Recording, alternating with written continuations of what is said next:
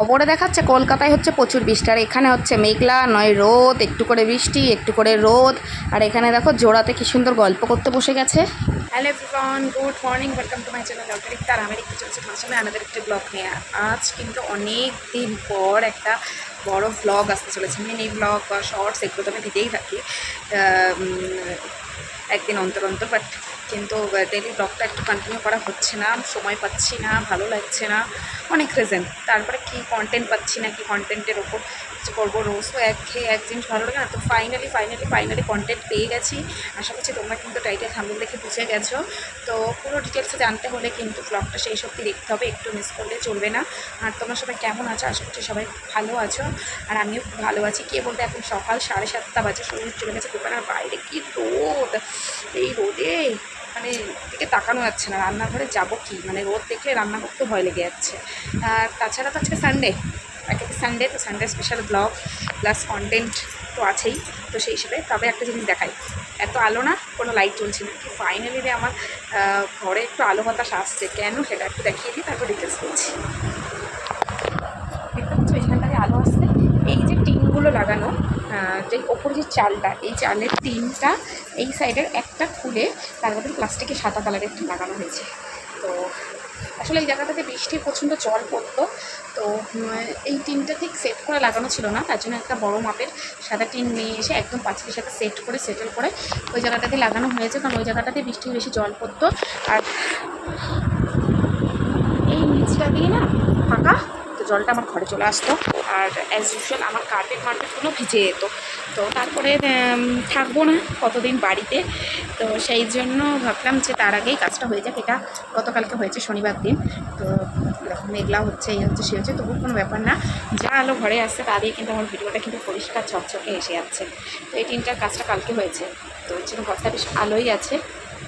আর রান্না দিকে যাবো, রান্না করবো, কী কী রান্না হয় অবশ্যই তোমার সাথে শেয়ার করবো। সানডে স্পেশাল তো মাংস থাকতে হবে, তো সেটা মাটন হবে না, আজকে চিকেন হবে।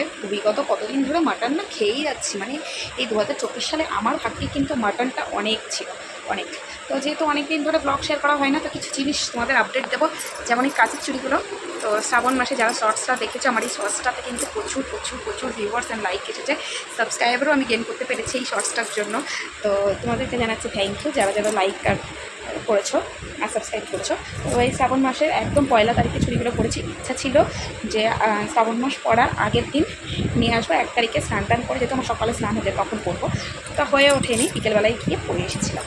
আর নখের আপডেটটা দেখাই, সব নখ উঠে গেছে, এগুলো উঠে গেছে সব, প্রত্যেকদিন একটা করে উঠছে। আর এই 2টো নখ আছে, আর ডান হাতের এই একটা নখ আছে, ব্যাস, তাছাড়া হয়ে গেছে। আর আমার নখটা স্টে করলো 1 মাস 4 দিন মতো, বেশ ভালো, সত্যি বেশ ভালো।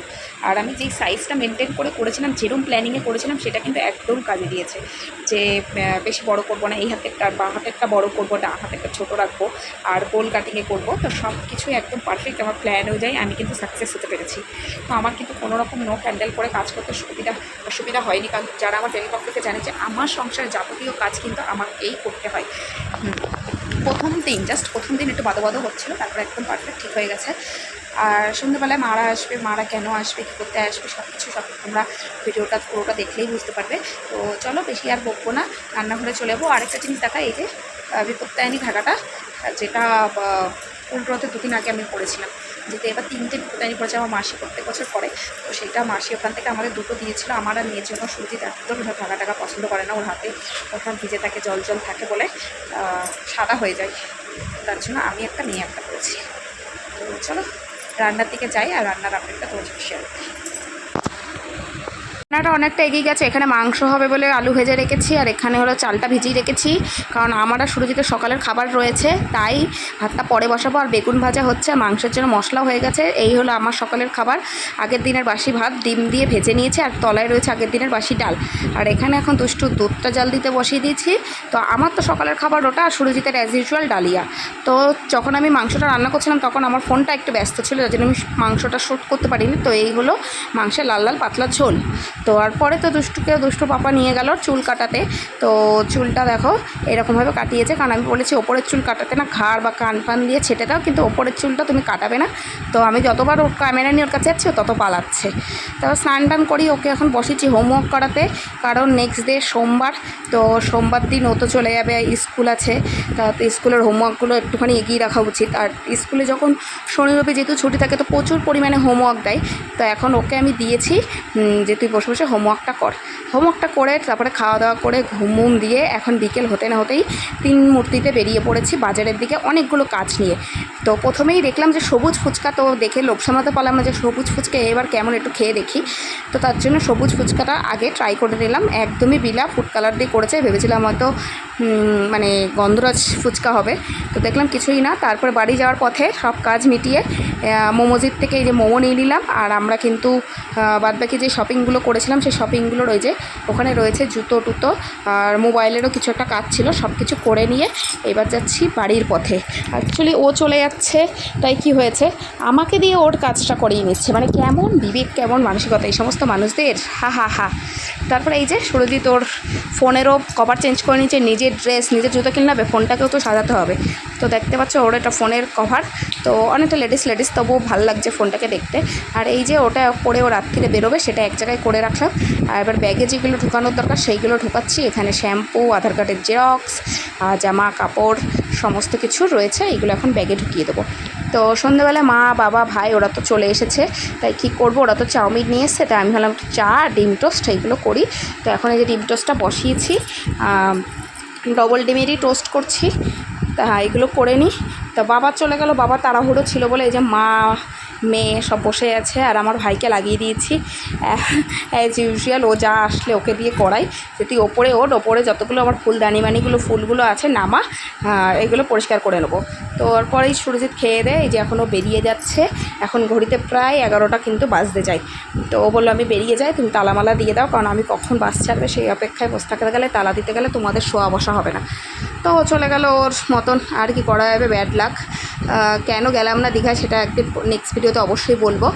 তারপরে মারা যেহেতু এসেছিলো তো মাংসটা একটু কম ছিল বলে আমি এখানে ডিম ভুজিয়া দিয়ে আলু টমেটো লঙ্কা দিয়ে একটা পেঁয়াজ দিয়ে তরকারি করেছি। তোমাদের কার কার এরকম তরকারি ভালো লাগে অবশ্যই কমেন্টস করে জানিও। তো যেই ফুলগুলো পাড়া হয়ে গেছিলো রাতারাতি কিন্তু সেগুলো ধুয়ে এই যে মেলে দিয়েছি, যেগুলো খসে গেছে সেগুলো ওখানে রেখেছি, আর জলটা ঝরছে এখানে। তো আমার এই ফুলগুলো কিন্তু ভীষণ নোংরা হয়েছিল, তো পরিষ্কার হয়ে বেশ ভালোই লাগছে। তো সময় হয়ে গেছে কিন্তু এখন ভিডিওটাকে শেষ করা, ঘড়ির কাটাই বাজে 11টা 10। তো চলো আজকের মতো তাহলে ভিডিওটা এখানেই শেষ করছি। মন খারাপ বলবো না যে মন খারাপ হচ্ছে, আজকে সিচুয়েশান দীঘাতে 24 সাল যাব না, মানে হলো না, 25 সাল মনে হচ্ছে না হয়ে উঠবে, যেতে যেতে আবার 26 সাল।